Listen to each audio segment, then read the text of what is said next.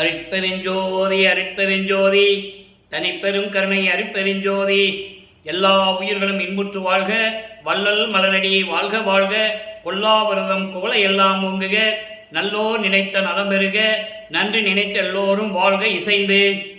உலக மக்களே, அறிவார்ந்த அன்பர்களே, ஆண்மநேய ஒருமைப்பாடுடைய அன்பர்களே, அருட்பெருஞ்சோதி ஆண்டவருடைய திருவிளையாடலை பார்த்து கொண்டிருக்கிறோம்.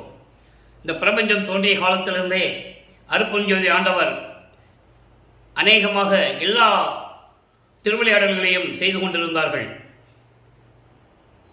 கலியுகத்தினுடைய கடைசி கட்டத்தில், அதாவது 1823 ஆண்டு தொடங்கி 30/1/1874 இரவு 12 வரையிலும் வல்லப்பமானவர்கள் 51 ஆண்டுகள் செய்த திருவிளையாடல்களை நமது இறைவன் வல்லப்பமானவர்கள் அருளிய திருவட்பாவில் இருந்து பார்த்து கொண்டிருக்கிறோம்.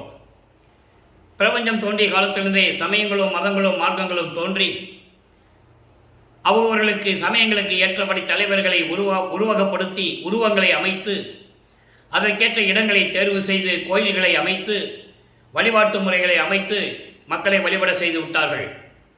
இந்த சமயங்களும் மதங்களும் மார்க்கங்களுக்கும் ஆயுள் காலம் உண்டு. அந்த ஆயுள் காலம் முடிந்த உடனே 4 யுகங்களிலும் முடிந்த உடனே கிரேத யுகம், திரேத யுகம், துவார யுகம், கலியுகம், ஒவ்வொரு யுகத்துக்கும் வயது உண்டு. கிரேத யுகத்துக்கு 17,28,000 வருடம், திரேத யுகத்திற்கு 12,96,000 வருடம், துவார யுகத்துக்கு 8,64,000 வருடம், கலியுகத்துக்கு 5,000 வருடங்கள்.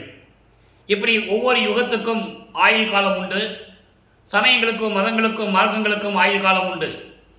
இதெல்லாம் முடிந்த உடனே உலக மக்களுக்கென்று ஒரு ஆன்மீக வழி வேண்டும், ஒரு ஆன்மீக பாதை வேண்டும். அது சமரசமாக இருக்க வேண்டும். ஏற்றத்தாழ்வு இல்லாமல் உலக மக்கள் அனைவரும் ஒன்றாக கூடி இன்பமாக வாழ வேண்டும் என்பதற்காக சமரச சுத்த சன்மார்க்கத்தை அருட்பெருஞ்சாண்டவர் நிறுவி அதை தன் மகன் கையில் ஒப்படைப்பதற்காக தனது செல்வ பிள்ளையை ஒரு தாயின் வழியாக இந்த மண்ணுலக்கே வருவிக்க செய்தார்கள் அருட்பெருஞ்சோதி ஆண்டவர். அருட்பெருஞ்சாண்டவருடைய திருவிளையாடல் கடைசி திருவிளையாடல், கலியுகத்தினுடைய கடைசி திருவிளையாடல் 1823 ஆண்டு தொடங்குகிறது. தனது மகனை ஒரு தாயின் வழியாக 5/10/1823 ஆண்டு வருவிக்க செய்தார் அருட்பெருஞ்சோதி ஆண்டவர். தன் மகனை வருவிக்க உற்ற ஆண்டிலிருந்து 5 மாதங்கள் ஆன பிறகு, நமது குழந்தை இறைவன் வருவிக்க உற்ற 5 மாதங்கள் கடந்த பிறகு சிதம்பரத்திலே சிதம்பர ரகசியம் காட்டியது. அதற்கு முன்னால் உபசாரத்தால் பெற்ற தாய் என்பால் ஒருத்தியின் கருவறையில் இருக்கும்போது தன் மகனை கருவறை இருட்டாக இருக்கிறது என்று நினைக்கும் போது ஒளி காட்டியது. அதன் பிறகு தனது மகன் கருவறையிலே பசி என்று சொல்லும்போது அருளமுத ஊட்டியது. உடம்பு புழுக்கமாக இருக்கிறதே என்று நினைக்கும் போது அமுத காற்று வீசியது. இதெல்லாம் ஒரு தாயின் கருவறையிலேயே அருட்பெருஞ்சாண்டவருடைய திருவிளையாடல் நடந்தது. அதன் பிறகு வருவிக்க உற்ற ஆண்டிலிருந்து 8 ஆண்டுகள் வரையிலும் எந்த விதமான அருளையும் கொடுக்காமல் தன் மகனை உலாவ விடுகிறார். அப்போ 8 ஆண்டுகளுக்குள் இருந்த நமது பிள்ளை பெருமானவர்கள், வள்ளற்பமானவர்கள், நான் பிள்ளை பெருமான் என்றுதான் கூறுவதுண்டு. காரணம், இறைவனுடைய பிள்ளை, செல்வப்பிள்ளை. அருட்பெருஞ்சாண்டவர் தன் மகனுக்கு செல்வப்பிள்ளை என்று பெயரிட்டு வளர்க்கிறார் என்பதை திருவட்பாவிலே நாம் பார்த்திருக்கிறோம். அப்போது பிள்ளை பெருமானவர்கள் 8 ஆண்டுகளுக்குள் இருக்கும்போது அவருடைய மனநிலை ஒரு நிலையில் இல்லை. அதன் பிறகு 9வது ஆண்டிலே அருட்பெருஞ்சாண்டவர் தன் மகனை ஆட்கொள்ளுகிறார். அவர் முன் எழுந்தருளி, மகனே, நீ என்னால் வருவிக்க உற்றவன் இந்த மண்ணுலகிற்கு. உன்னால் நிறைய காரியங்கள் ஆக வேண்டியது இருக்கிறது. அதை இப்போ சொல்லுவதற்கில்லை. முன்பருவம் பின்பருவம் காட்டி உனக்கு அருள்வேன் என்று சொல்லி புன்னகை செய்துவிட்டு சிரித்து விட்டு மறைந்து விடுகிறார். அதன் பிறகு நமது பிள்ளை பெருமானவர்களுக்கு இறைவனால் வருவிக்க உற்றவன் என்ற நிலையும் இறைவனுடைய மகன் என்ற நிலையும் அவருக்கு தெரிகிறது. மீதி எல்லாம் மறைப்பு நிலையில் இருந்து கொண்டிருக்கிறது. அருட்பெருஞ்சாண்டவர் மறைப்பு நிலையை தன் மகனுக்கு கொடுத்து விட்டு மறைந்து விட்டார். அப்போ இந்த நிலையில் தொடங்கும் போது வல்லப்பமானவர்கள் வருவிக்க உற்று 9வது ஆண்டிலிருந்து 12 ஆண்டுகளுக்குள் எப்படியெல்லாம் இறைவனை நினைத்து முறையீடு செய்கிறார் என்பதை 1ஆம் திருமுறை பதிகம் 6 பார்த்து கொண்டிருக்கிறோம். திருவருள் முறையீடு என்ற பதிகத்திலே இன்று நாம் பார்க்க வேண்டியது 62வது பாடல். ஒவ்வொரு பாடலிலும் மொத்தம் 232 பாடல்கள் திருவள்ளுவர் முறையீடு. ஒவ்வொரு பாடலிலும் இந்த சமயங்களும் மதங்களும் மார்க்கங்களும் பிரபஞ்சம் தோன்றிய காலத்திலிருந்து இறைவனை எப்படி உருவகப்படுத்தின? சிவபெருமான் என்றும், தியாகராஜ பெருமான் என்றும், நடராஜன் என்றும், சொக்கநாதன் என்றும், மாசிலாமணி என்றும் பல பெயர்களிலே அழைத்துக் கொண்டிருந்தார்கள். அந்த நிலையில் இருக்கும்போது நமது பிள்ளை பெருமான் அவர்களும் இறைவனை எப்படியெல்லாம் பெயரை வைத்து அழைத்துக் கொண்டிருக்கிறார் என்பதை நாம் ஒவ்வொரு பாடலிலும் பார்த்து கொண்டிருக்கிறோம். அப்படிதான் அழைத்து கொண்டு இருக்க வேண்டும், அது காலத்தின் கட்டாயம். ஏனென்றால் அருட்பெருஞ்சாண்டவர் தன் மகனை சமயங்களிலும் மதங்களிலும் மார்களிலும் இருக்க வைக்கிறார். இது அவருடைய திருவிளையாடல் என்பதை பின்னாலே பாடலிலே கூறுவார். அதை நாம் பார்க்க போகிறோம். எல்லாமே இறைவனுடைய திருவிளையாடல் நடந்து கொண்டிருக்கிறது. அப்போ அந்த திருவருள் முறையீடிலே 62வது பாடலை பார்க்க போகிறோம். பாடலை நன்றாக கவனியுங்கள். பாடல் புரியாவிட்டாலும் கூட இறைவன் கொடுத்த விளக்கம் மிகவும் எளிமையான விளக்கம். அதை நாம் பார்க்க போகிறோம். வாய்மூடி கொள்பவர் போலே. நல்ல கவனிங்க. வாய் மூடி கொள்பவர் போலே அப்படின்னா உலகியல்ல சொல்லுவாங்க, ஒன்றும் பேசாம ஊமையா இருந்துட்டு எங்களை கொள்றைய அப்படின்னு சொல்லுவாங்க. கேள்விப்பட்டிருப்பீங்க. ஒண்ணுமே பேசுறது இல்லை, ஊமையா இருந்துட்டு ஏண்டா இப்படி கொள்ற அப்படின்னு சொல்லுவாங்கல்ல. அதை சொல்லுகிறார். வாய் மூடி கொள்பவர் போலே என் உள்ளத்தை வன் துயரம் பேய் மூடிக்கொண்டது என் செய்கேன். முகத்தில் பிறங்கும் கையை சேய் மூடிக்கொண்டு நற்பாலுக்கு அள கண்டும் திகழ் முளையை தாய் மூடிக்கொள்ளுவது உண்டோ? அருளுக சங்கரனே என்று முறையீடு செய்கிறார். ஏனென்றால் இறைவனால் வருவிக்கப்பட்டன என்ற நிலை தெரிந்த பிறகு இறைவன் வந்து மறுபடியும் எந்த அருளையும் கொடுக்கவில்லை, காட்சி கொடுக்கவில்லை. அப்போ இவர் மனம் ஒரு நிலையில் இல்லை, வெளியே சொல்லவும் முடியாது. நல்ல கவனிக்கணும் நீங்க. வெளியே நான் இறைவன் மகன், நான் வருவிக்க விட்டேன்னு அவரால் சொல்லவும் முடியாது. அப்போ அந்த காலகட்டத்தில் அப்போ இறைவனிடம் முறையீடு செய்கிறார். எப்படி? ஊமையா இருந்துவிட்டு உயிரை எடுப்பதை போல, எதுவும் பேசாமல் வாய் மூடிக்கொண்டு ஊமையைப் போல நடித்து துன்புறுத்துவர்களைப் போல நீயும் என் உள்ளத்தை துன்பத்தால் சூழ வைத்துக் கொண்டிருக்கிறாய். அதாவது என் உள்ளத்தில் பேய் என்னும் துன்பம் என் உள்ளத்தில் நிரம்பிக் கொண்டிருக்கிறது. நான் துன்பத்தால் வாடிக்கொண்டிருக்கிறேன். நான் என்ன செய்வேன்? குழந்தை முகத்தை மூடிக்கொண்டு பசிக்கு அழும்போது பால் குடிக்க வேண்டும், ஒரு கை குழந்தை தாயிடம் பால் குடிக்க வேண்டும் என்று சொல்லி பசியால் முகத்தை மூடிக்கொண்டு அழுது கொண்டிருக்கிறது. அந்த நேரத்தில் தாய் தனது மார்பகத்தை மூடுவாளா? மார்பகத்தை திறந்து தன் அழுகின்ற குழந்தைக்கு பால் கொடுப்பாள்.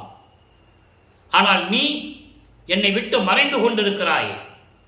நல்லா கவனிக்கணும். நீங்க எப்படி ஒரு ஊமானம் சொல்றாரு, எடுத்துக்காட்டு சொல்றாருன்னு நீங்க புரிஞ்சுக்கணும்.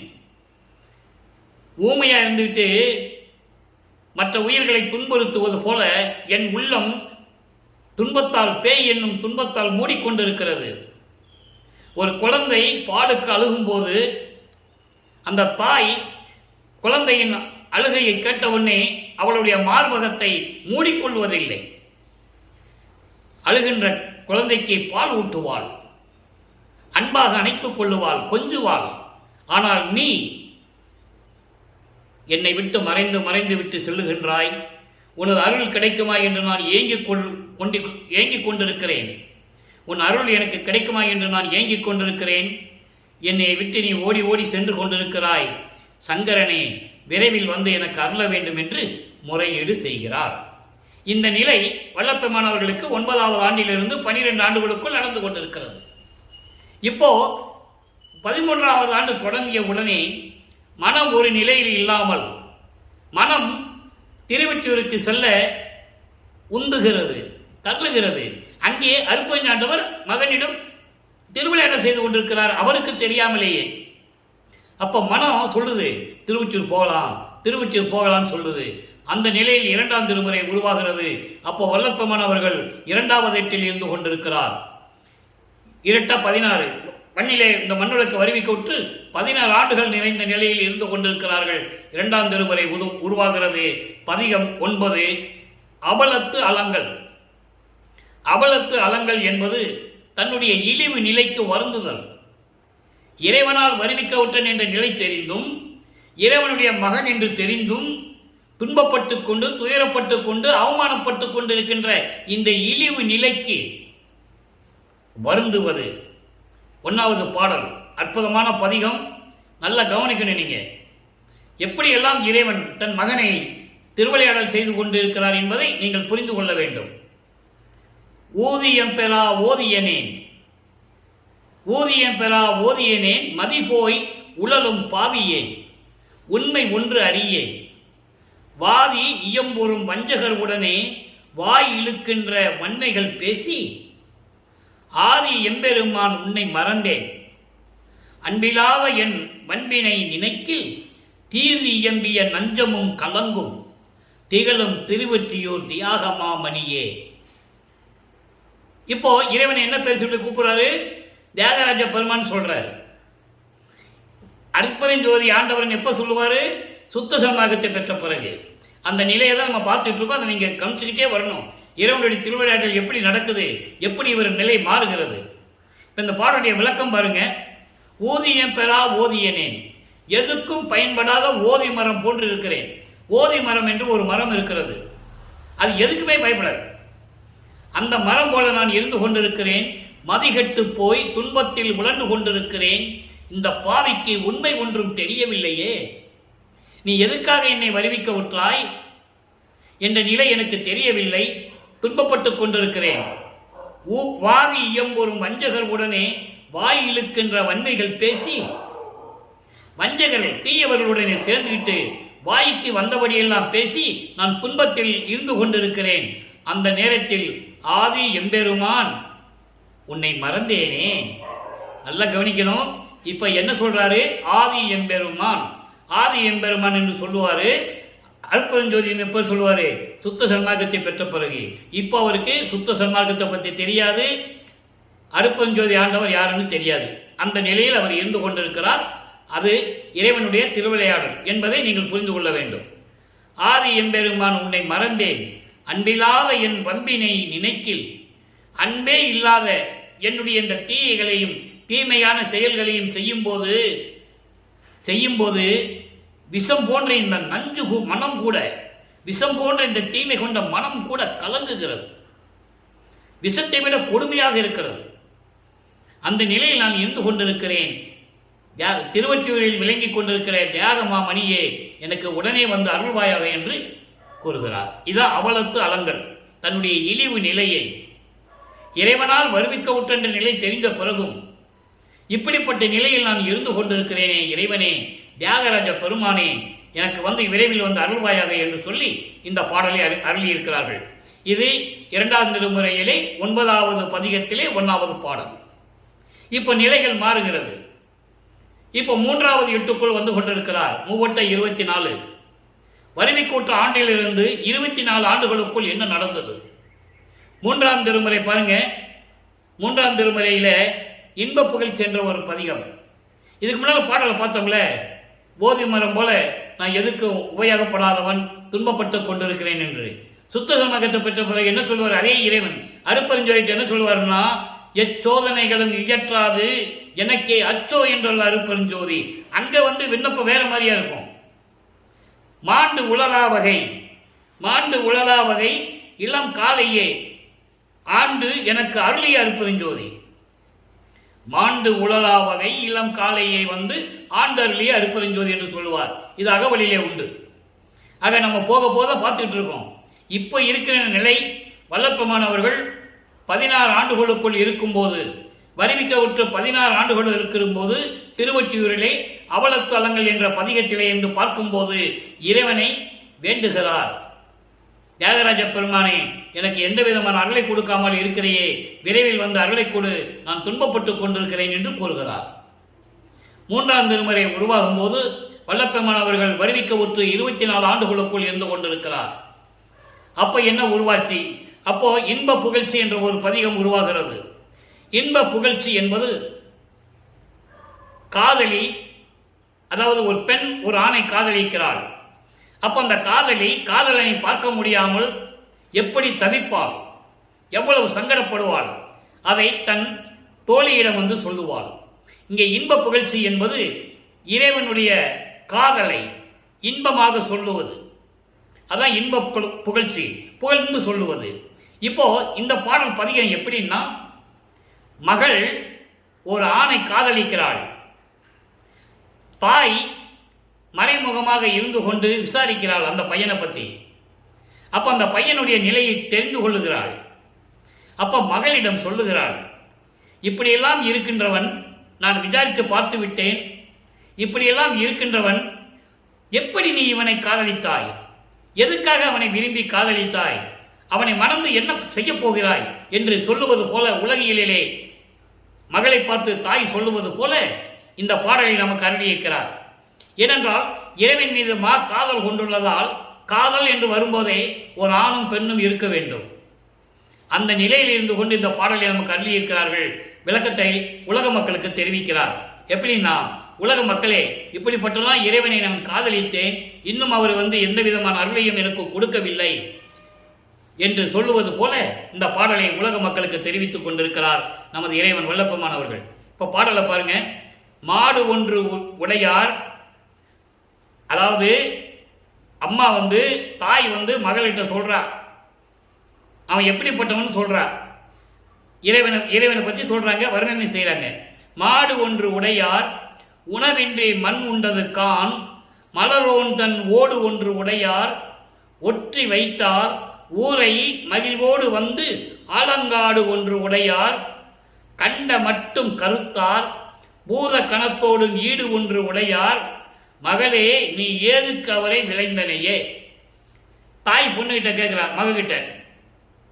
அப்போ உலக மக்கள் அங்கே இருக்கின்றவர்கள், இவர் எப்பவுமே திருவொற்றியில் இருக்கிறதுனால அங்கே மக்கள் எப்படி சொல்றாங்க அவரை பத்தி, நீ எதுக்கு இப்படியெல்லாம் போய் நீ தெரிஞ்சிட்டு இருக்க, இவனை ஏன் இப்படியெல்லாம் தெரிஞ்சு வணங்கிட்டு இருக்க, பைத்தியம் பிடிச்ச மாதிரி தெரிஞ்சிட்டு இருக்கையே அப்படின்னு மக்கள் சொல்றாங்க அவரை. அந்த நிலையை, நான் இந்த நிலையில் இருந்து கொண்டிருந்தேன் உலக மக்களே என்று சொல்லி இந்த பாடலை நமக்கு அருளியிருக்கிறார்கள். மாடு ஒன்று உடையார், காளை வாகனம் உடையவர், உண்ண உணவின்றி பிட்டுக்காக மண் சுமந்தவர், பிரம்மனுடைய ஒரு தலையை ஓடாக கையிலே வைத்துக் கொண்டிருப்பவர், ஆணவம் என்ற ஒரு தலையை கிள்ளி எடுத்தவன் சிவபெருமான் என்பதை நீங்கள் புராணங்களில் படித்திருக்கலாம். அதை இங்கே நினைவூட்டுகிறார் வல்லப்பமானவர்கள். இறைவனுடைய நிலையை கூறுகிறார். அப்படிப்பட்டவர் திருவொற்றியூரில் இருக்கின்ற இறைவன் உலகம் மகிழ்வோடு இருக்க வேண்டும் என்பதற்காகவே அதான் ஊர் என்று சொல்றார். ஊரை மகிழ்ச்சியோடு ஆலங்காடு ஒன்று உடையார், திரு ஆலங்காடு என்ற இடத்திலே இந்த உலகத்தை காப்பாற்றுவதற்காக திருவாலங்காடு என்ற இடத்திலே திருவிளையாடல் செய்து அமர்ந்து கொண்டிருப்பவர், கண்ட மட்டும் கருத்தார், விஷம் உண்டு கழுத்திலே நிறுத்திக் கொண்டவர், பார்க்கடலை கடையும் போது தேவர்களுக்கு அமுதம் கொடுத்து காப்பாற்ற வேண்டும் என்பதற்காக பார்க்கடலை கடையும் போது விஷம் அதாவது அமுதம் உண்டாகிறது, அதிலே விஷம் பாம்பு விஷத்தை கக்குது, அதை எடுத்து சாப்பிட்டு கழுத்திலே புட்டு கொண்டவர், பூத கணத்தோடும் ஈடு ஒன்று உடையார், பூத கணங்களோடு சேர்ந்து இருப்பவர். இப்படிப்பட்டு இருக்கின்ற இறைவன், மகளே இப்படி இறைவன் இருக்கிறானே, இப்படிப்பட்ட ஆளை போய் நீ காதலிச்சிருக்காயே, எதுக்காக, எதை நினைச்சு நீ அவனை நீ காதலிச்சேன்னு தாய் கேட்பது போல நமக்கு தெரிவிக்கிறார் வல்லப்பமானவர்கள். இப்படியெல்லாம் என்னை மக்கள் கேட்கிறார்கள், இப்படியெல்லாம் மக்கள் என்னை கேட்கிறார்கள். உலக மக்களே, நான் அந்த நிலையில் இருக்கும்போது நான் இந்த நிலையில் இருந்து கொண்டிருக்கிறேன் என்று கூறுவதற்காகத்தான் இந்த இன்ப புகழ்ச்சி என்ற பதியத்தை நமக்கு அருளியிருக்கிறார்கள். நல்லா புரிஞ்சுக்கணும். நீங்க எப்படி இருந்தாலும் இறைவனுடைய அருளை பெற வேண்டும் என்ற உறுதியான ஒரு நோக்கத்தோடு இருந்து கொண்டிருக்கிறார் நமது பிள்ளை பெருமான் அவர்கள்.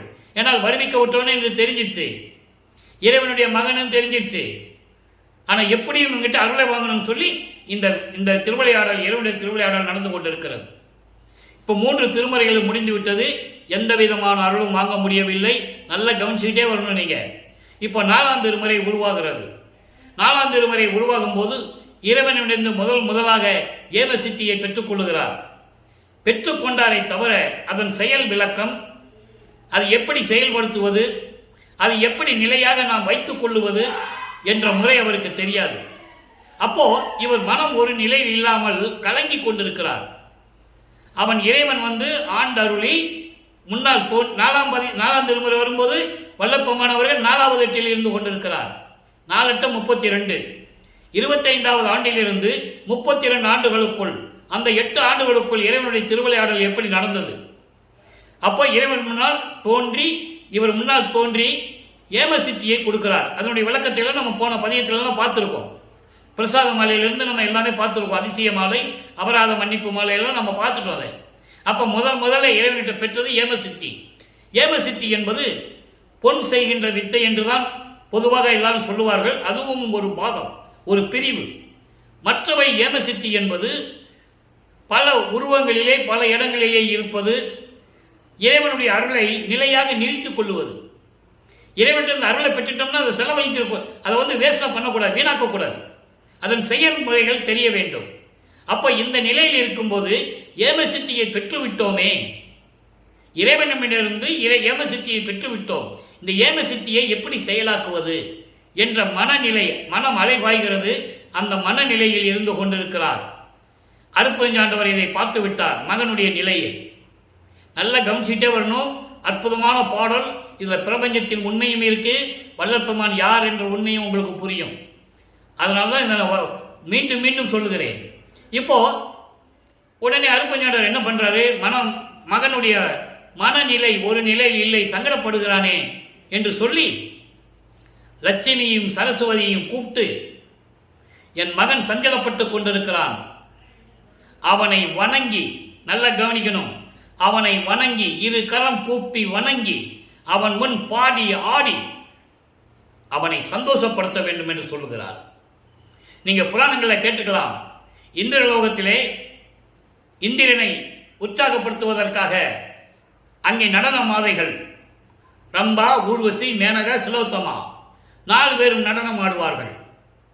ஆனால் இங்கே வள்ளற்பெருமான் முன்னால் லட்சுமியும் சரஸ்வதியும் வந்து என் அப்பா என்று சொல்லி வணங்கி அவர் முன்னால் ஆடி பாடி வள்ளற்பெருமானை மகிழ்விக்கிறார்கள் என்பதை இங்கே நான் பதிவு செய்ய கடமைப்பட்டிருக்கிறேன். அப்போ வள்ளற்பெருமான் யார்? லட்சுமி சரஸ்வதி வள்ளற்பெருமானை வணங்குகிறார்கள். அப்படி அவருடைய இறைநிலையை நீங்கள் புரிந்து கொள்ள வேண்டும். இது மறைக்கப்பட்ட உண்மை. வள்ளற்பெருமான் அவர்கள் வருவிக்கப்பட்டு 202 ஆண்டுகள் ஆகிறது.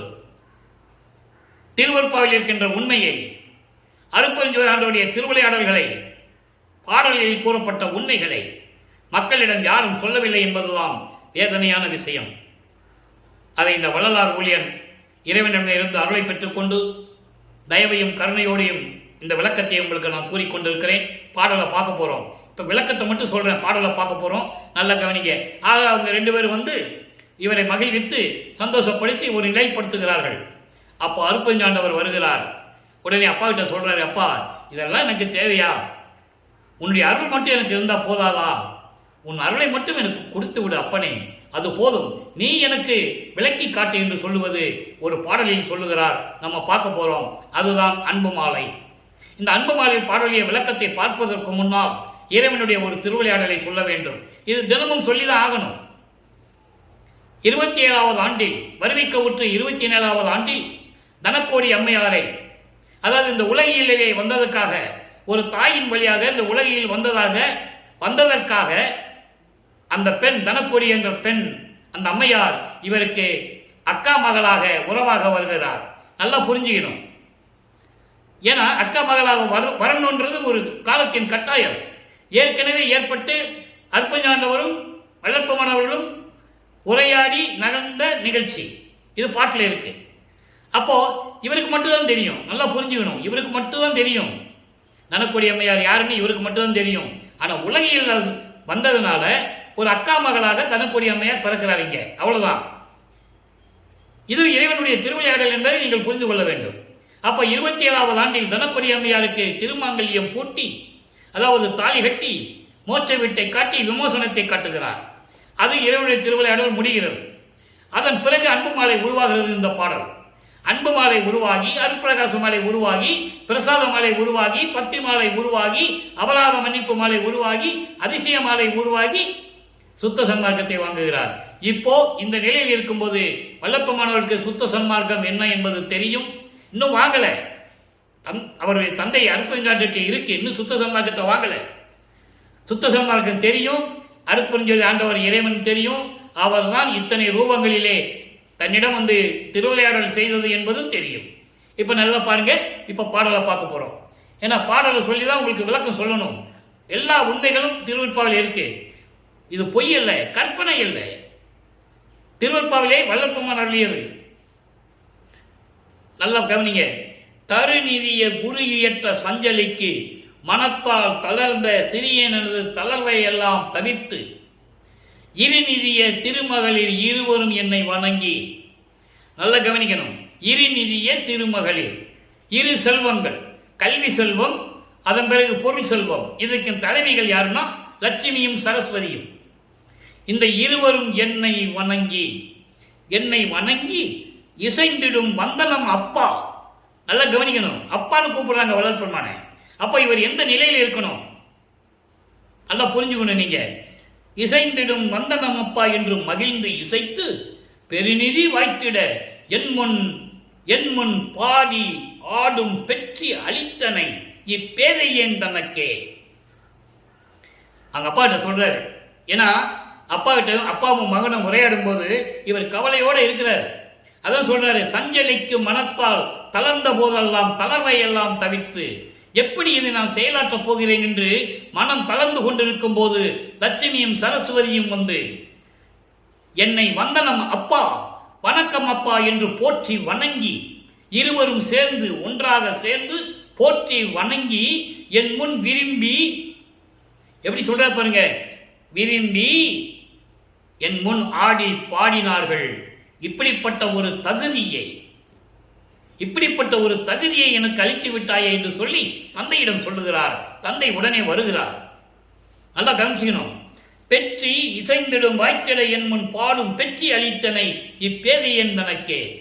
அப்பா, லட்சுமியும் சரஸ்வதியும் வந்து என்னை போற்றி வணங்கி வந்தனம் அப்பா என்று சொல்லி வணங்கி இருவரும் என் முன் பாடி ஆடி என்னை மகிழ்வித்தார்களே, இப்படிப்பட்ட ஒரு தகுதியை எனக்கு கொடுத்து விட்டாயே, இதுவும் உன் திருவிளையாடல் தானா கேட்கிறாரு. இதுவும் உன் திருவிளையாடல் தானா? உடனே சொல்றாரு, ஒரு நிதி நின் அருள் நிதி, எனக்கு ஒண்ணு வேண்டாம், உன்னுடைய அருள் செல்வம் மட்டும் எனக்கு மகிழ்வோட நீ கொடுத்தா போதும். ஒரு நிதி நின் அருள் நிதியும் உவந்து அளித்திடல் வேண்டும். உன்னுடைய அருள் நிதி எனக்கு போதும் அப்பா, இதெல்லாம் எனக்கு தேவையா? நான் மனதால் சஞ்சலப்பட்டது உண்மைதான். ஏமசித்தியை எப்படி நிலையாக நிறுத்தப் போகிறோம், எப்படி செயலாற்றப் போகிறோம் என்று நாம் கலங்கி கொண்டிருந்த போது நீ செய்த செயலை நினைக்கும் போது எனக்கே உடம்பு சிலிர்க்கிறது என்று சொல்கிறார். லட்சுமியும் சரஸ்வதியும் வந்து என் முன்னால் ஆடி பாடியதை நினைக்கும் போது இதுவும் உன் திருவிளையாடல் தானா என்று நினைத்துக் கொண்டிருக்கிறேன். உன் அருள் நிதியை எனக்கு விரைவில் கொடுத்து விடு. உயர் புதுவில் இன்ப நடமுடைய பரம்பொருளே, திருச்சிற்றம்பலத்திலே அருள் நடனம் செய்து கொண்டிருக்கின்ற பரம்பொருளே என்று சொல்லி இந்த பாடலை நமக்கு அருளியிருக்கிறார்கள். ஆக 4வது திருமுறை வரும்போது வல்லப்பெருமான் அவர்கள் 32 ஆண்டுகளுக்குள் இருக்கும் போது இந்த நிலையெல்லாம் உருவாகிறது. 33ஆம் ஆண்டு தொடங்குகிறது. வல்லப்பெருமான் அவர்கள் 5வது எட்டில் இருந்து கொண்டிருக்கிறார். ஐயற்ற 40. 33வது ஆண்டிலிருந்து 40 ஆண்டுகளுக்குள், அந்த 8 ஆண்டுகளுக்குள் எப்படி இறைவனுடைய திருவிளையாடல் நடந்தது? முதலிலே பெற்றுக்கொண்டது சுத்த சன்மார்க்கம். சுத்த சன்மார்க்கத்தை பெற்றுக்கொண்டால்தான் சாகா கல்விக்கு உள்ள போக முடியும். சாகா கல்விக்கு உள்ள போனாதான் தத்துவங்களை ஜெயிக்க முடியும். அதன் பிறகு ஏற்கனவே சரியை கிரிய யோகம் 12 நிலைகளை கடந்து வந்துட்டாரு. 13வது நிலை ஞான சரியிலிருந்து வரணும். அதான் மரணமில்லா பெருவாழ்வு. அங்கதான் சுத்த சன்மார்க்கம் தொடங்குகிறது. இப்போ 6ஆம் திருமுறை உருவாகிறது. சுத்த சன்மார்க்கத்துக்குள்ள உள்ள வராரு. சுத்த சன்மார்க்கத்தை வாங்கியாச்சு. நல்லா கவனிக்கணும். சுத்த சன்மார்க்கத்தை வாங்கியாச்சு. அப்போ ஒரு விண்ணப்பம் வைக்கிறார், பிள்ளை சிறு விண்ணப்பம். பதிகம் 19 பிள்ளை சிறு விண்ணப்பம் 19வது பாடலை நல்லா கவனிங்க. ஏன் பிள்ளை சிறு விண்ணப்பம் வைக்கிறார்னா, அவர் பேர் செல்வ பிள்ளை, இறைவனுடைய பிள்ளை. அந்த பிள்ளை தந்தைக்கு விண்ணப்பம் வைக்கிறார். எப்படி? உலக அறிவு எனக்கு இங்கு உற்ற நாள் தொடங்கி, உலக அறிவு இங்கு எனக்கு உற்ற நாள் தொடங்கி, இங்கு என்பது மண்ணுலகம். உன்னாலே இந்த மண்ணுலக்கு வருவிக்க உற்று எனக்கு உளவு என்னை நீ ஆட்கொண்டு உலக அறிவு வந்த நாள் முதல் உன் அறிவு விளங்கி என்னோடு பழகியும் என்னைத்தான் எண்ணியும் நன்னியும் பின்னர் விளங்கிய மாந்தர் அனைவரும் அண்டர்லைன் தெளிவா சொல்றாரு. தன்னோடு இருந்தவங்க, தன்னோட இருந்தவங்க பேரை சொல்லலை, நானும் சொல்ல விரும்பலை. யார் என்பது நீங்கள் புரிந்து கொண்டால் சரி. எனக்கு தெரியும் யார் கூட இருந்தாங்க, யார் யார் விலகுனாங்க, எப்படியெல்லாம் இறைவன் எனக்கு விளக்கம் கொடுத்துருக்கிறாரு. பேரை சொல்ல வேண்டாம். ஆனால் இவர் என்ன சொல்றாரு? என் கூட இருந்த மக்கள். நம்மளும் அதையே சொல்லிடுவோம். என் கூட இருந்த மக்கள் எல்லாம் என்னை நினச்சிட்டு இருந்தாங்க, சுத்த சன்மார்க்கத்தில் இருக்கிற மாதிரி நடிச்சுக்கிட்டு இருந்தாங்க, என் கூட சேர்ந்து இருந்தாங்க, பின்ன விலகி போயிட்டாங்க. திரும்ப என்ன பண்ணணும்? அவங்கள கூட்டு வந்து எப்பையும் உன்னையே அழிவில்லாத பேரன்பத்தோட போற்றி வணங்கணும் உன்னை. அதுதான் என்னுடைய விருப்பம்னு சொல்றாரு. இதான் இந்த பாடலை பாருங்க. உலக அறிவு எனக்கு இங்கு உற்ற நாள் தொடங்கி உன் அறிவு இலகி என்றால் உன் அறிவு எனக்கு கிடைத்து நீ என்னை ஆட்கொண்ட பிறகு என்னோட பழகியும் என்னை எண்ணியும் என்னோடு சேர்ந்து இருந்தவர்களும் பின்னர் என்னை விட்டு விலகிய மாந்தர்கள் என்னை விட்டு விலகி போயிட்டாங்க. ஏனென்றால் அவர்களால் இந்த சமயங்களையும் மதங்களையும் மார்க்கங்களையும் விட முடியவில்லை, ஜாதிகளை விட முடியவில்லை. எல்லாமே பேருக்கு பின்னால் ஜாதியை தானே போட்டிருந்தாங்க. இது எல்லாருக்கும் அறிந்த உண்மை, எல்லாரும் அறிந்த உண்மை. முதலியார் என்றும் செட்டியார் என்றும் பிள்ளை என்றும் ஐயங்கார் என்றும் கூட இருந்தவங்கெல்லாம் ஜாதி பெயருக்கு முன்னால் போட்டிருந்தார்கள். அவர்களால் ஏற்றுக்கொள்ள முடியவில்லை சுத்த சன்மார்க்கத்தை. அதான் இங்க சொல்றாரு, மறைமுகமா சொல்றாரு. நம்மளும் அதே மாதிரி பேசிடுவோம். அப்போ கூட இருந்தவங்கெல்லாம் கூட இருந்தவங்க எல்லாம் என்னை வெளியே விட்டு போயிட்டாங்க. திரும்பி அவங்க எல்லாம் சுத்த சன்மார்க்க அறிவு விளங்கி இங்க வரணும், வந்து உன்னை போற்றி வணங்கணும், உன்னை போற்றி வாழ்த்திடவும் அடியனுக்கு இச்சைக்கான இருந்தாய். அப்போ சுத்த சன்மார்க்கத்தை ஏன் ஏற்றுக்கொள்ள அவங்களுக்கு மனம் இல்லை? அந்த காரணத்தை உலக மக்களுக்கு சொல்லணும்ல, சொல்றாரு. அவங்களால் அந்த பிடியிலிருந்து பற்றிலிருந்து முற்றுமாக துறந்து வெளியே வர முடியல. அவர் கூட இருந்தாலும் சுத்த சன்மார்க்கத்தை பற்றி தெரிந்திருந்தாலும் அருட்பெருஞ்சோதி ஆண்டவர் தான் கடவுள் என்று சொல்லியிருந்தாலும் அவங்களால் முழுமையாக சமயங்களையும் மதங்களையும் மார்க்கங்களையும் விட்டு வெளியே வர முடியவில்லை. நமச்சிவாயம் என்று சொல்லுவதை அவங்க விடவில்லை, சிவாயம் என்று சொல்லுவதையும் விடவில்லை, பல பெயர்களையும் பல சமயங்களுடைய தலைவர்களை சொல்லுவதையும் விடவில்லை, முடியவில்லை அவங்களால். அதை இங்க சொல்றாரு, என்னை விட்டு விலகிய மாந்தர்கள் அனைவரும் திரும்பி வரணும்னு சொல்றார். அப்போ நீ தான் அதை செய்யணும்னு சொல்றார். நீ தான் உங்களுக்கு அறிவை ஊட்டி அந்த மனதை திருத்தி கொண்டு வந்து இங்க வர வேண்டும், இதுதான் எனக்கு விருப்பம் என்று சொல்லி பிள்ளை சிறுவனத்தை விண்ணப்பம் வைக்கிறார். என்னைத்தான் எண்ணியும் நன்னியும் பின்னர் விலகிய மாந்தர் அனைவரும் என்னை விட்டு போனவங்க திரும்பி வரணும்னு கேட்கிறேன். ஆனா நான் கூப்பிட மாட்டேன், நீ செய்யணும், நீ அவங்க அறிவை விளக்க வேண்டும். போற்றி வாழ்த்திடவும் அடியேற்கு இச்சை காணந்தாய், அதுதான் என்னுடைய விருப்பம் என் தந்தையே என்று சொல்லி இந்த விண்ணப்பம் வைக்கிறார். அடுத்து சுத்த சன்மார்க்க வேண்டுகோள் பதிகம் 21 பாடல் 9. நல்லா கவனிக்கணும். சுத்த சன்மார்க்க வேண்டுகோளை எப்படி விண்ணப்பம் வைக்கிறார்? நம்ம திருவருள் முறையீடு 1ஆம் திருமுறையில் பார்த்தோம். அங்கே எப்படி விண்ணப்பம் வச்சார், அவலத்தலங்களில் எப்படி விண்ணப்பம் வைக்கிறாரு தியாகராஜ பெருமான்கிட்ட, அதெல்லாம் பார்த்தோம். இப்போ இதனுடைய வித்தியாசத்தை நீங்க பார்க்கணும். சுத்த சன்மார்க்கத்தை பெற்ற பிறகு அருட்பெருஞ்சோதி ஆண்டவரிடம் எப்படி விண்ணப்பம் வைக்கிறார்? அறிவா, நான் வேண்டுதல் கேட்டு அறிவுறுதல் வேண்டும். அறிவா என்பது மெஞ்ஞானம் கொண்ட இறைவனே. மெஞ்ஞானம் கொண்ட இறைவன் அருட்பெருஞ்சோதி ஆண்டவர். அதுக்கப்புறம் இந்த பிரபஞ்சத்தில் வல்லற்பமான ஒருவர் தான் என்பதை நான் பதிவு செய்ய கடமைப்பட்டிருக்கிறேன். எல்லாருக்கும் ஞானம் இருந்தது, யாரும் மறுக்க முடியாது. கோடான கோடி பேர்கள் தோன்றினார்கள், ஞானம் இருந்தது, மெஞ்ஞானம் கிடையாது. மெஞ்ஞானம் என்பது இறைவன் எந்த வேடத்தில் வந்தாலும் அவன் இறைவன் என்று அவனுக்கு தெரிய வேண்டும். அதுக்கான உதாரணங்கள் திருவெட்பாவிலே நிறைய உண்டு. எதுக்கு வந்தா தெரியாது அவங்களுக்கு. அடியார் வேடத்தில் வருவாங்க, பேசுவாங்க சம்பந்தப்பட்டவங்க கிட்ட, ஆனா வந்தது இறைவன் அவனுக்கு தெரியாது. இறைவன் ஏதோ ஒரு வேடத்தில் அவங்க கூடயே இருப்பாரு, ஆனா இறைவன் தெரியாது, அப்புறம் தான் தெரியும். இவர் காட்சி கொடுத்த பிறகுதான் இறைவன் அவங்களுக்கு தெரியும். ஆனால் மெஞ்ஞானம் அப்படி அல்ல, பார்த்த உடனே தெரியும். அந்த ஞானம் கொண்டவர் அருட்பெருஞ்சாண்டவர். அதன் பிறகு இந்த பிரபஞ்சத்தில் வல்லற்பமான் அவருடைய மகன் வல்லற்பமான் ஒருவர் தான் என்பதை நீங்கள் மறந்துவிடக்கூடாது. அறிவா, நான் வேண்டுதல் கேட்டு அருள் புரிதல் வேண்டும். ஐந்தொழில் நான் புரிந்து அருள் விளக்கல் வேண்டும். ஐந்தொழில் என்பது பல வகையான 5 தொழில்கள் இருக்கின்றன. ஏற்கனவே நாம் அதை பார்த்திருக்கிறோம். 5 தொழில்கள் என்பது 5 வகை பஞ்சபூதங்களை அடக்கி ஆடுவது. ஐம்புலன்களை அடக்கி ஆளுவது, புலன்களை அடக்கி ஆளுவது, கண்மேந்திரங்களை அடக்கி ஆளுவது, அந்த கரணங்களை அடக்கி ஆளுவது. அது இல்லாம ஞானம் படைத்தல் முதல் என்று சொல்லுவார். அந்த விளக்கத்தை நம்ம பார்த்திருக்கோம். ஞானம் என்பது படைத்தல், காத்தல், அருளல், மறைத்தல், இப்படியெல்லாம் இருக்கு. இந்த 5 தொழிலையும் நான் செய்து அதற்கான விளக்கத்தை நீ கொடுக்க வேண்டும். புரிந்து அருள் விளக்கல் வேண்டும். 5 தொழிலையும் கொடுத்து அதன் விளக்கத்தையும் நீ கொடுக்கணும். சரியாத கரணம் எல்லாம் செரித்து அடக்கல் வேண்டும். சொல்லிட்டாருங்க, அந்த கரணங்களை அடக்க வேண்டும்.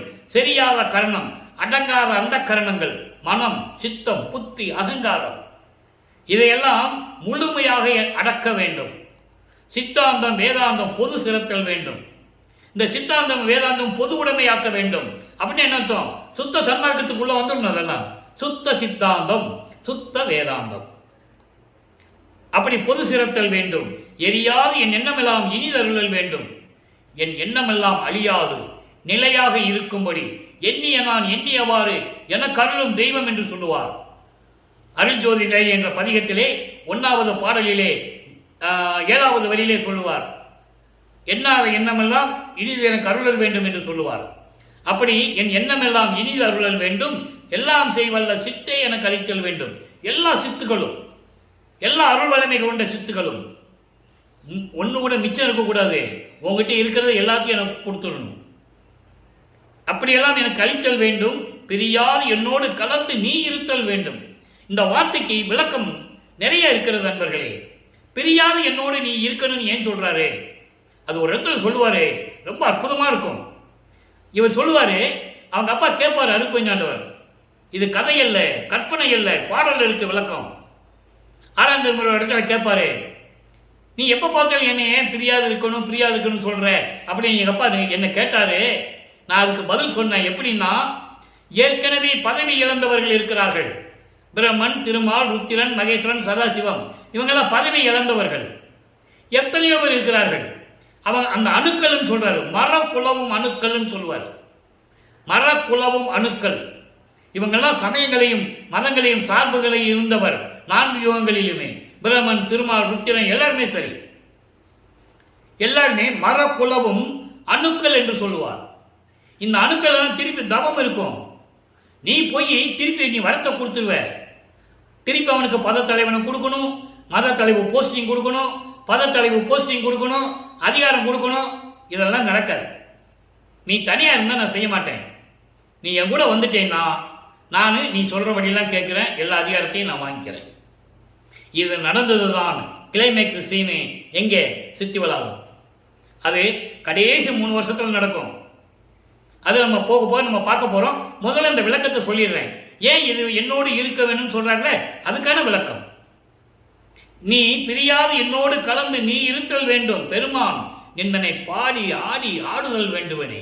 உன்னை பத்தி தான் நான் பாடணும், உன்னை பத்தி தான் நான் செயலாற்றணும் என்று சொல்லுகிறார். ஆக சுத்த சன்மார்க்க வேண்டுகோள் சொல்லியாச்சா? இப்போ ஆன்ம தரிசனம். ஆன்ம தரிசனம் பதிகம் 22 வேண்டுகோளுக்கு அப்புறம் பதிகம் 22 ஆன்ம தரிசனம் 4வது பாடல். நல்லா கவனிக்கணும். இதுக்கு முன்னால் நடந்ததெல்லாம் எப்படி நடந்தது? உன்னுடைய திருவிளையாடல்னு சொல்றாரு. ஏன்னா உலகியல்ல சொல்லுவாங்க, பல்லப்பர் வீட்டுக்கு போனாரு சாப்பிட்டாரு, அங்க போனாரு சாப்பிட்டாரு, இங்க போனாரு சாப்பிட்டாருன்னு சொல்லுவாங்கல்ல. அதுக்கு பதில் இங்க சொல்றாரு. எப்படி நடந்ததுன்னு சொல்றாரு.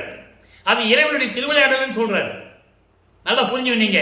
அவர் சாப்பிட்டாரு, சாப்பிட்ற மாதிரி தெரியும், ஆனா உணவு உள்ள போகாது. விட்டலாச்சாரியார் படம் மாதிரி நீங்க பார்த்துருப்பீங்க. அரக்கன் அப்படியே வாயை திறப்பான், சாப்பாடு தன்னால வாய்க்குள்ள போகும், நீங்க பார்த்துருப்பீங்க. ஆனால் அதனுடைய நிலையை, தன்னுடைய தத்துவ சித்தியை, இறைவனுடைய திருவிளையாடலை எளிமையாக 4 பாடல்ல சொல்றாரு. 4 வரிதான். நல்லா பாருங்க. உண்டதும் நான் உன்னால் வருவிக்க விட்டு நான் உண்டது, நான் சாப்பிட்டது. பொருந்தி உவந்ததும், சாப்பிட்ட உடனே சந்தோஷமா இருந்தது. ஐயோ சாப்பிட்டோம்ல அப்படின்னு சந்தோஷமா இருந்தது. உறங்கி உறங்கி உணர்ந்ததும், உறங்கி விழித்ததும், தூங்கி எந்திரிச்சது. சாப்பிட்டது, சாப்பிட்டமேன்னு சொல்லி மகிழ்ச்சியா இருந்தது, தூங்குனது, தூங்கி எந்திரிச்சது. உலகியல் உணர்வால் இதெல்லாம் எப்படி நடந்தது? நல்லா கவனிக்கணும். இதெல்லாம் உலகியல்ல நடந்தது.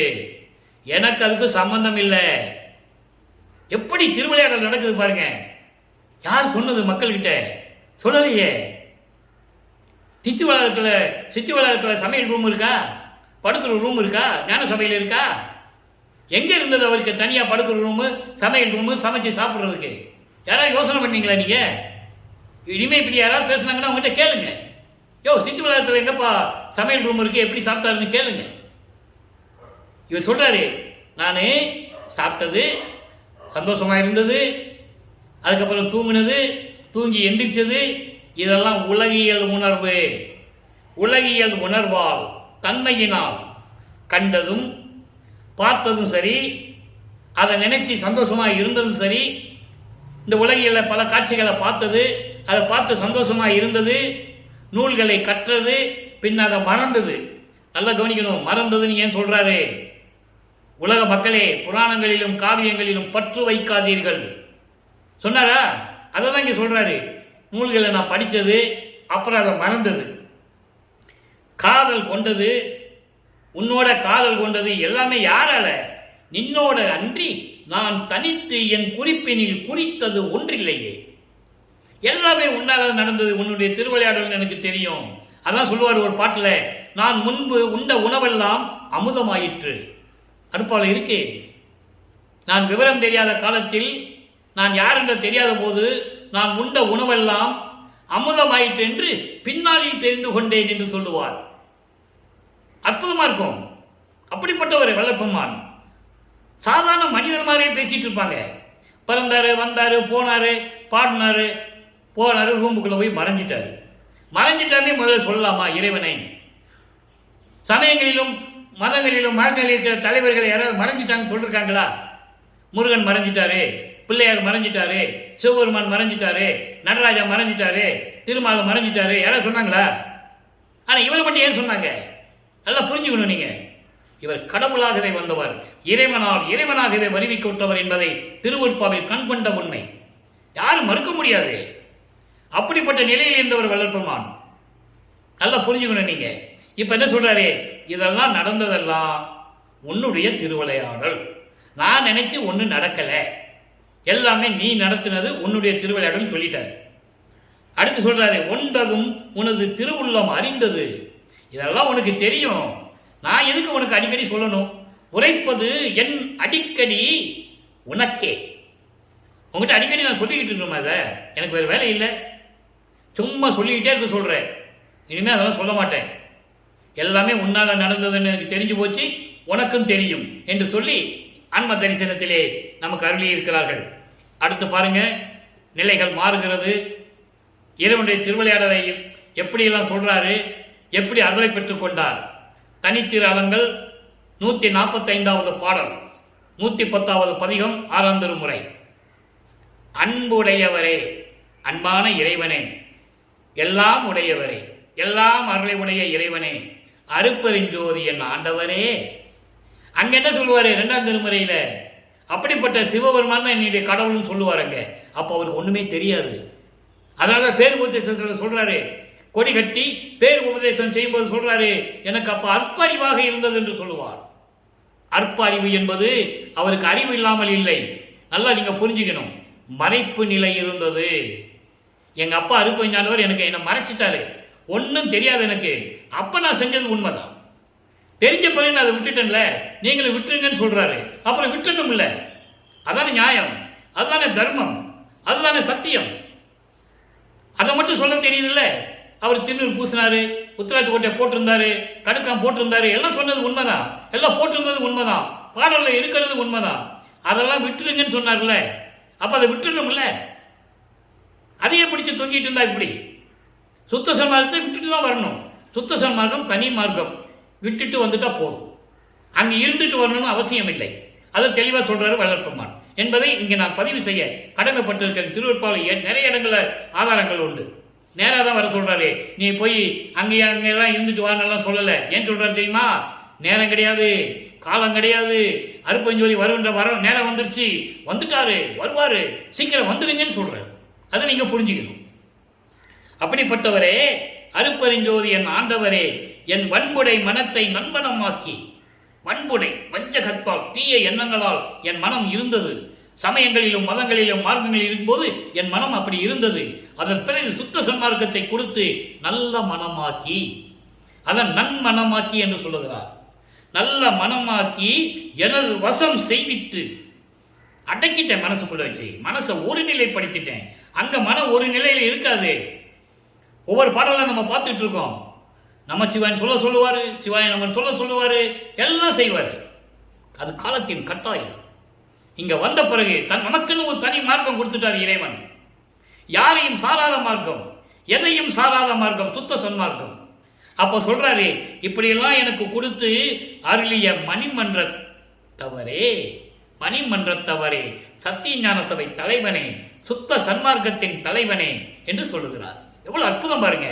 அதுக்கடுத்து சொல்றார் பாருங்க, இன்புடையவரே, என் இறையவரே, இன்பமான இறைவனே, என் கடவுளே, என் தந்தையே, என் இரு கண்மணினுள் இசைந்து இருந்தவரே, என் 2 கண்மணிக்குள்ளே விரும்பி இருந்த இறைவனே, என்புடை என்றால் என்னிடம் வந்து, நான் சமயங்களிலும் மதங்களிலும் மார்க்கங்களில் இருக்கும்போது, சுத்த சன்மார்க்கம் தெரியாத நிலையில் இருக்கும்போது என்னை தூக்கி எடுத்தீர். எப்படி பாருங்க, எவ்வளவு அருமையா சொல்றார் பாருங்க. தூக்கி எடுத்து கொஞ்சி குழாவி அணைத்து என்னை சமயங்களிலும் மதங்களிலும் மார்க்கங்களிலும் நீக்கி என்னை எடுத்துக்கொண்டீர், தூக்கி எடுத்தீர். இங்கு மண்ணுலகில், இங்கு என்பது இந்த மண்ணுலகம். இங்கு என்று சொன்னாலே அங்கு என்று ஒரு அர்த்தம் இருக்கிறது. நல்லா நீங்க புரிஞ்சுக்கணும். அது மறைமுகமான விளக்கம். இங்கு என்றதுக்கு அதற்கு எதிர்மறை அங்குன்னு ஒன்று இருக்கணும்ல. அப்போ விண்ணுலகத்தில் நான் எப்படி இருந்தேன்னு சொல்றாரு அவரு. பாடல்ல இருக்கு, விண்ணுலகத்தில் எப்படி இருந்தேன், எப்படி எல்லாம் பிரம்மன் திருமலாம் என்னை வந்து வணங்கினாங்க, அதனால பாடல்ல இருக்கு, யாரும் மறுக்க முடியாது. அப்போ அந்த நிலையில் இருக்கும்போது இங்கு மண்ணுலகிலே இதனை எண்ணுகின்றேன், உன்னுடைய திருவிளையாடலை நினைத்து நினைத்து வியந்து கொண்டிருக்கிறேன், அமுதம் உண்ணுகின்றேன், உன்னுடைய அமுதத்தை பருகிக்கொண்டு. வல்லப்பம்மனுக்கு அமுதம் சுரக்கும் பசி வந்தா, மதிமண்டலத்து அமுதம் சுரக்கும் அவருக்கு. இங்கிருந்து சுரக்கும் உள்நாக்கு வழியா. யார் சொன்னது வல்லப்பம்மனுக்கு இப்படியெல்லாம் சுரக்கும்னு? யாரும் சொல்லலை, ஒரு ஆள் கூட சொல்லலை. 202 வருஷம் ஆயிடுச்சு. அப்போ அந்த நிலையில் இருக்கும்போது நான் அமுதம் உண்ணுகின்றேன் என்று சொல்லுகிறார். அடுத்து பாருங்க, மெய்யருள் வியப்பு. 4 வரி தாங்க, எளிமையான வரி. விளக்கம் பாருங்க எவ்வளவு. அந்த விளக்கம் சொல்லணும்னாலே ஒரு 4 நாளைக்கு சொல்லணும், நமக்கு நேரம் பத்தலை. இங்க பாருங்க, தாங்கள் விடுத்தல் 2 எனக்கு சமமாயிற்று. தாங்கள் விடுத்தல் எனக்கு 2 சமமாயிற்று. விருப்பு வெறுப்பு, விருப்பு வெறுப்பு எனக்கு இனிமேல் 2 சமம் தான் எனக்கு. சகத்தில் வழங்கும் மாயை வழக்கு தவிர்ந்து போயிற்றே. இந்த உலகையில் உன்னால வருவி கூற்ற பிறகு இந்த மாயைகளை சூழ்ந்துகிட்டு இருந்தது இல்லை, சமயங்களிலும் மதங்களிலும் மார்க்கங்களில் இருக்கும்போது அதெல்லாம் விட்டு போயிட்டார். ஏங்கள் சலித்தல் 2 இழைப்பு நீங்கினேன். இந்த ஏக்கம் சலிப்பு இது 2 இல்லாம அந்த சோர்வை எல்லாம் நீக்கிட்டேன். நான் எனக்கு எந்த விதமான சோர்வு கிடையாது. ஃப்ரெஷ்ஷா இருக்கிறேன்னு சொல்றேன், நிம்மதியா இருக்கிறேன்னு சொல்றேன். எந்தாய் கருணை அமது உண்டு இன்ப பொறுப்பில் ஓங்கினேன். பொறுப்பு என்ற மலை, இன்ப பொறுப்பு என்பது பெரிய மலை என்பது. அப்ப என்ன பேரின்பம்னு சொல்லுவார். இறைவனுடைய இன்பம் பேரின்பம். அந்த பேரின்பத்தில் நான் இருந்து கொண்டிருக்கிறேன் என்று சொல்லுகிறார். அதான் சுத்த சிவானந்த அனுபவம். சுத்த சிவானந்த அனுபவத்தை தான் பேரின்பம் சொல்லுகிறாரே, அப்படி அந்த நிலையில் நான் இருந்து கொண்டிருக்கிறேன் என்று சொல்லுகிறார். இறுதியாக ஒரே ஒரு விளக்கம் நண்பர்களே. 115வது பதிகம் அம்பலவாணர் ஆட வருகை. ஆட வருகைன்னா என்ன அர்த்தம்? என்னை அணைத்துக் கொள்ள வருகிறார், என்னோடு கலந்து கொள்ள வருகிறார். இறைவனுடைய நிலையை சொல்றாரு. வேதம் நினையாது விரைந்து ஆடவாரி. வேதனா வேற்றுமை வித்தியாசம் நினைக்க கூடாது. இவன் மகனாச்சே சின்ன பிள்ளையாச்சுன்னு நினைக்க கூடாது. சீக்கிரமான்றார். பின்பாட்டு காலை அதே. பின்பாட்டு காலை என்பது, அதாவது முன்பாட்டு காலை என்பது சமயங்களிலும் மதங்களிலும் மார்க்கங்களில் இருந்தபோது நீ காட்சி கொடுத்தது. பின்பாட்டு காலை என்பது சுத்த சன்மார்க்கத்தை பெற்ற பிறகு சுத்த சிவஞானம் அடையும் நேரம் வந்து விட்டது. சுத்த சிவஞானம் அந்த அனுபவம் பெறுவதற்கு நேரம் வந்து விட்டது. சீக்கிரமா ஆடவாரி. ஓத உளவாதவரே, சொல்லுக்கு சொல்ல முடியாதவர், அதாவது அரிய நிலையில் இருக்கின்றவர், யாரிடம் ஒப்பிட முடியாதவர், வாங்க உல்லாசை பொங்குகிறது, என் உள்ளத்தில் ஆசை பொங்குகிறது. சாதல் அறுத்து என்னை ஆண்டீர், சாதல் அறுத்து மரணத்தை தவிர்த்து மரணமில்லா பெருவாழ்வை கொடுத்து சாகா வரத்தை கொடுத்து என்னை ஆட்கொண்டீர். என்னோடு ஆடவாரீர், தனித்தலைமை பெரும்பதியே என்னோடு ஆடவாரீர். ஏதம் அறுத்தவருக்கு இனியீர். ஏதம் அறுத்தவர், நல்லா கவனிக்கணும், சமயங்களையும் மதங்களையும் மார்க்கங்களையும் விட்டுவிட்டு சுத்த சன்மார்க்கத்தில் இருக்கின்றவர்களுக்கு அன்பானவர், இனியவர் நீங்கள். இனிமேல் நீங்கள் எல்லாம் சுத்த சன்மார்க்கத்தில் இருக்க வேண்டும் என்று உலக மக்களை அழைக்கிறார். என்னுடைய நாயகரே ஆடவாரீர் என்று சொல்லி இந்த பாடலை நமக்கு அள்ளியிருக்கிறார்கள். ஆக மக்களே, இன்று இறைவனுடைய திருவிளையாடலை எப்படியெல்லாம் திருவிளையாடல் செய்தார், வளர்ப்பவனுடைய நிலை எப்படி இருந்தது, அதன் பிறகு சுத்த சன்மார்க்கத்தை பெற்ற பிறகு எப்படி இறைவன் ஆனார், எப்படியெல்லாம் அருளை பெற்றுக் கொண்டார் என்பதை பார்த்து விட்டோம். எனவே மக்களே, நீங்களும் சுத்த சன்மார்க்கத்தில் இருந்து கொண்டு மண் அகல் விளக்கிலே நல்லெண்ணெய் ஊற்றி தீபத்தை ஏற்றி தீபத்தை வழிபட்டு கொலையும் புலையும் தவிர்த்து இறைவனுடைய செல்வங்களை எல்லாம் பெற்று நீங்கள் நீடூழி வாழ வேண்டும் என்று இறைவனுடைய தயவாலயம் கண்ணையாலே வாழ்த்து விடைபெறுகிறேன். இந்த வள்ளலார் ஊழியன். மீண்டும் நாளை சந்திப்போம். நன்றி, வணக்கம். அருட்பெருஞ்சோதி அருட்பெருஞ்சோதி தனிப்பெரும் கருணை அருட்பெருஞ்சோதி. மீண்டும் நாளை அருட்பெருஞ்சோதி ஆண்டவருடைய திருவிளையாடல் தொடரும்.